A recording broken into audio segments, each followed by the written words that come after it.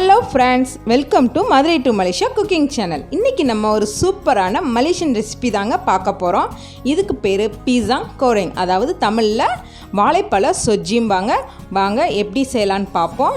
இதுக்கு தேவையான பொருட்கள்: 1 கப் மைதா, 1/2 கப் அரிசி மாவு, 1/2 கப் சர்க்கரை, 4 வாழைப்பழம், கனிஞ்ச பழம். ஒரு பவுலில் மைதாவை போட்டுக்கோங்க. அது கூட அரிசி மாவை சேர்த்துக்கோங்க. ஒரு சிட்டிகை அளவு உப்பு, ஒரு 1/2 டேபிள் ஸ்பூன் மஞ்சப்பொடி, இது கலருக்காக தான். இப்போ எல்லாத்தையும் நல்லா கலந்து விட்டுக்கோங்க.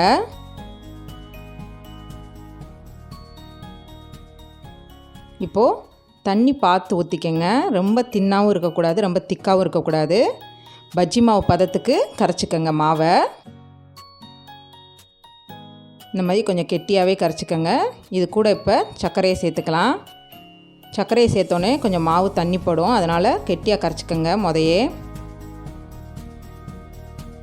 இப்போ நல்லா சர்க்கரை கலந்துருச்சு. இந்த மாதிரி கொஞ்சம் திக்காக கலந்து வச்சுக்கோங்க மாவை.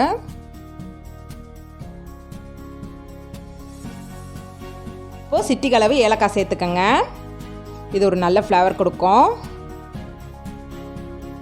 இப்போது வாழைப்பழத்தை நல்லா நேராக நறுக்கி வச்சுக்கோங்க. ஒரு பழத்தை 2ஆக கட் பண்ணிக்கோங்க போதும். இந்த மாதிரி நீளமாக நறுக்கிட்டா தான் உங்களுக்கு வந்து சாப்பிட்றதுக்கு ஈஸியாக நல்லாயிருக்கும். இப்போது கடாயை வச்சு பொரிக்கிற அளவு மட்டும் எண்ணெய் சேர்த்துக்கோங்க.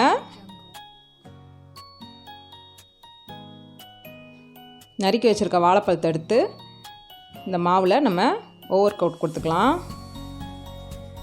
இந்த மாதிரி நல்லா கோட் பண்ணிக்கோங்க. எண்ணெய் நல்லா காயுமே போட்டு எடுத்துருங்க.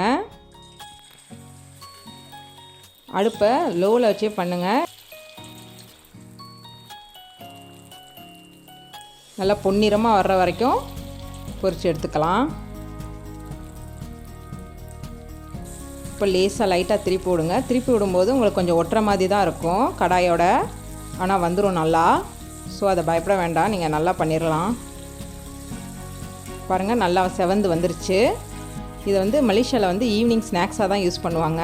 எல்லா கடைகளிலும் இது கிடைக்கும். ரொம்ப டேஸ்ட்டாக இருக்கும். ஈவினிங்கில் வந்து இது வாங்கி சாப்பிட்டுட்டு டீ குடிக்கும்போது நம்ம ஊரில் பஜ்ஜி போடுற மாதிரி மலேசியாவில் வந்து இது ஈவினிங் ஸ்நாக்ஸாக யூஸ் பண்ணுவாங்க.